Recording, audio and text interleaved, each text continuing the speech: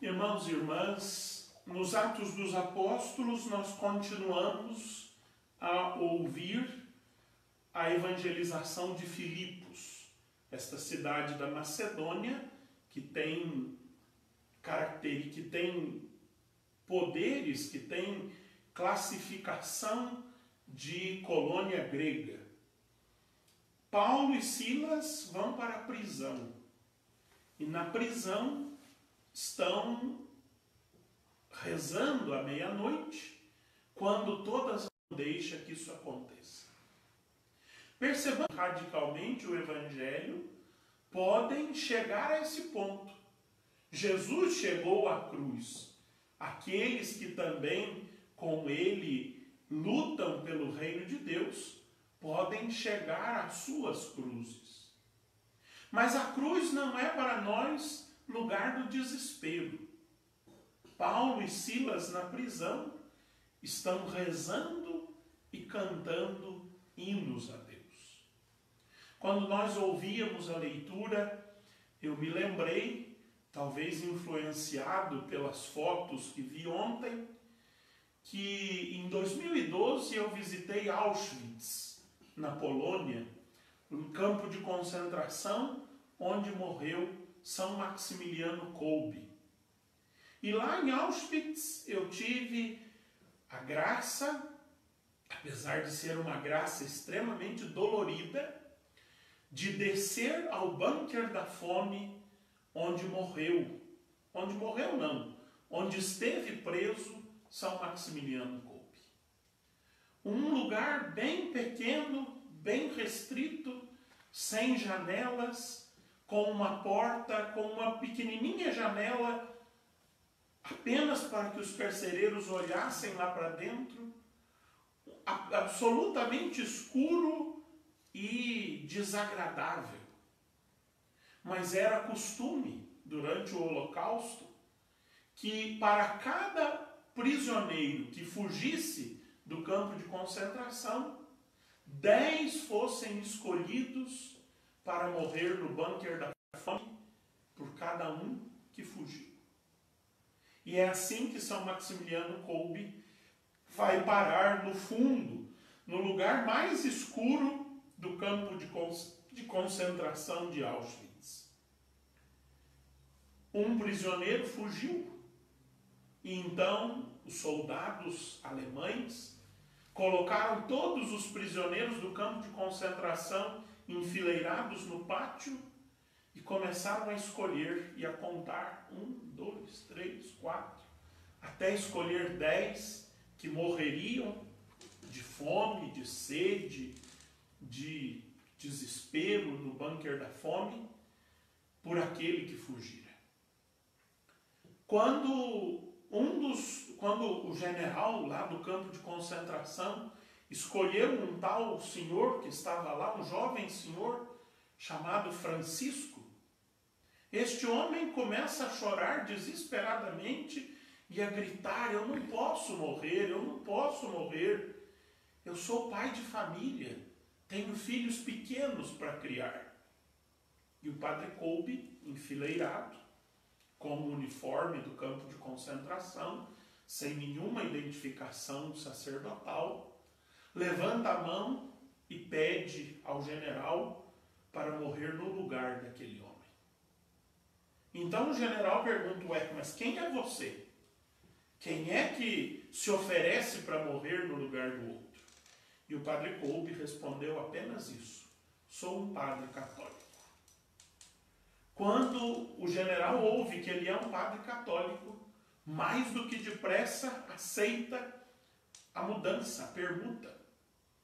E o Francisco, de fato, não morreu no campo de concentração. Esteve até na canonização do padre Kolbe, depois em Roma.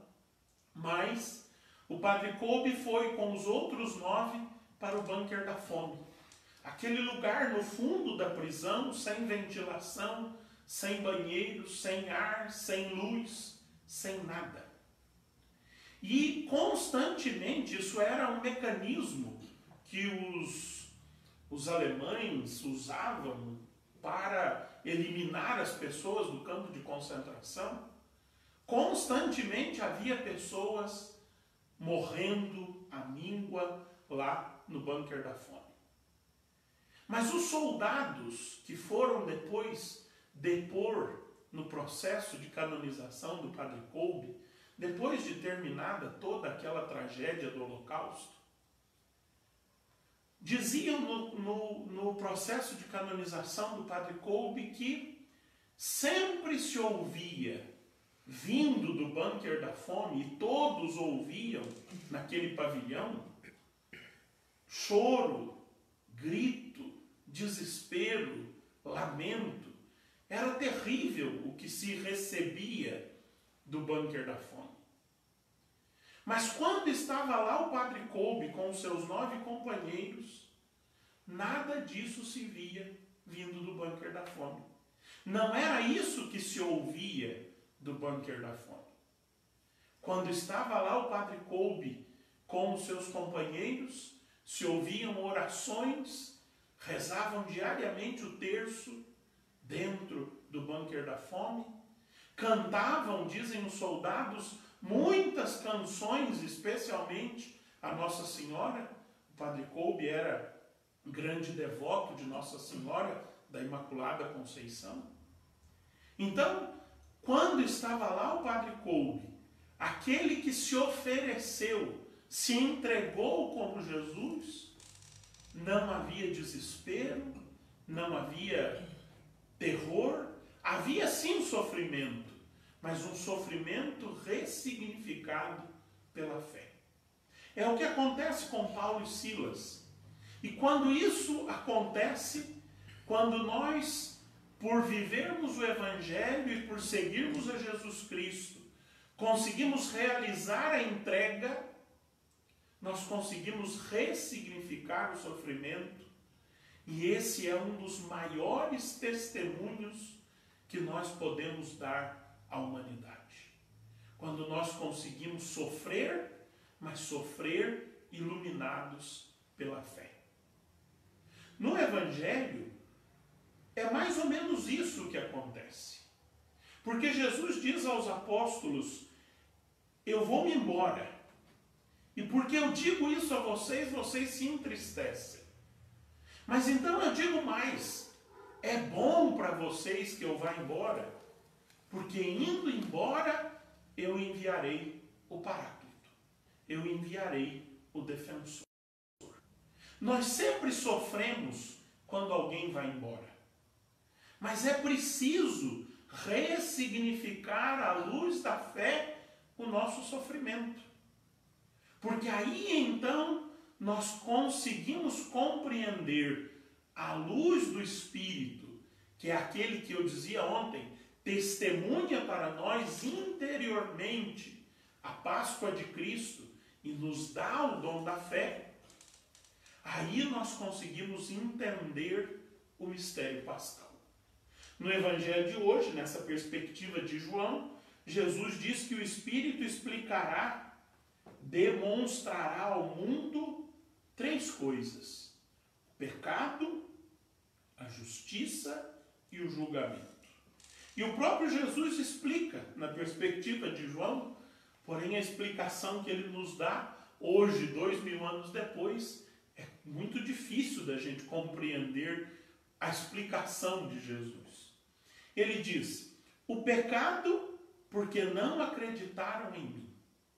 Ou seja, o maior pecado que nós podemos cometer é recusar a redenção, a salvação que Deus nos deu pela entrega do seu único Filho. Nenhum outro pecado pode ser tão grande quanto a recusa da nossa parte a esse dom extremado de Deus. Deus não nos deu uma coisa, não. Deus nos deu o seu único Filho e ele morreu numa cruz por nós. Recusar isso é o maior ato de recusa a Deus. E por isso é o pecado. Mas quem é que nos conscientiza disso? Não sou eu, não é o outro pregador, não. É o Espírito Santo. Só o Espírito Santo consegue nos converter interiormente para que nós percebamos a grandeza deste dom que é a redenção. E aí então se liga a isso, a justiça, porque eu vou para o Pai. O Espírito Santo também nos dá a compreensão de que Jesus cumpriu a sua missão. E ele pode voltar para o Pai, ele não precisa mais ficar no meio de nós. Porque nós temos uma certa tentação de querer Jesus aqui hoje, de querer Jesus de toda forma. E aí dizemos, sinto saudade da Eucaristia. Por que sinto saudade da Eucaristia? Porque quero Jesus aqui, quero Jesus palpável, quero Jesus a meu serviço. E não, Jesus já fez toda a justiça. Ele diz a João Batista, convém que eu cumpra toda a justiça. E ele cumpriu. Ele fez e fez bem todas as coisas. Tanto que agora ele pode voltar para o Pai, porque nada ficou incompleto. Tudo está cumprido. A justiça está completa. E por que a justiça? Porque na verdade ele está falando da justificação. Tudo o que era necessário para que nós fôssemos justificados, para que a justiça de novo habitasse em nós, depois que o pecado nos habitou em Adão, foi feito por Jesus. Jesus fez tudo. A justiça foi cumprida e nós agora, embora pecadores, somos pecadores justificados. Mas o Espírito também nos dará a conhecer o julgamento. E o que é o julgamento? É a consciência de que o príncipe deste mundo, o chefe deste mundo, já está condenado. Ou seja, nós nos tornamos, pelo pecado original, escravos do pecado. Esse pecado se radicaliza em nós quando nós recusamos a redenção ou o senhorio de Jesus. Mas o Espírito Santo nos move para que nós percebamos o nosso pecado interiormente, para que nós percebamos que a justificação alcançou-nos e nós já não somos só pecadores, nós somos pecadores justificados, pecadores redimidos. E aqui de novo está implicitamente aquilo que nós meditávamos lá no início do tempo pascal, o batismo e a Eucaristia. O batismo que nos lava do pecado original e a Eucaristia que nos alimenta na entrega generosa e redentora de Jesus. Para quê? Para que nós façamos uma opção. O julgamento é exatamente isso. Nós temos consciência, mas essa consciência só o Espírito Santo nos dá. De que há um vitorioso e um derrotado. Há um ressuscitado e um derrotado. De que lado nós vamos ficar? Qual é a nossa opção? Nós queremos a vida do ressuscitado ou nós queremos a morte do derrotado? O Espírito Santo, ele nos move interiormente para que nós tenhamos esta clareza. Mas a opção é nossa. Ele não opta por nós. Ele nos esclarece. Ele acende a nossa luz interior. Mas quem tem que caminhar somos nós. Quem tem que assumir o caminho somos nós. Como Paulo e Silas assumiram em Filipos, como Maximiliano Kolbe assumiu em Auschwitz, como nós somos desafiados dia a dia a assumir as nossas cruzes, os nossos sofrimentos, as nossas renúncias, ressignificados à luz da Páscoa de Cristo. Que Deus nos ajude. Amém.